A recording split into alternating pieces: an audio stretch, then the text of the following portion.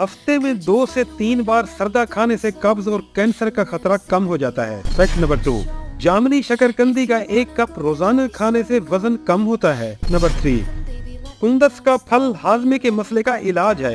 Number 4, अगर आप एक हफ्ते में 2 से 3 बार पिकल्स का इस्तेमाल करते हैं तो ये पट्टू के दर्द और तनाव को कम करेगा। नंबर 5, रोजाना 1 चम्मच ताहीनी का इस्तेमाल घुटिया जैसी बीमारी को कम करने में मदद कर सकता है। नंबर 6, निरोली ऑयल का 1 कतरा दिन में 3 से 4 बार इस्तेमाल करने से बेचैनी घटती है।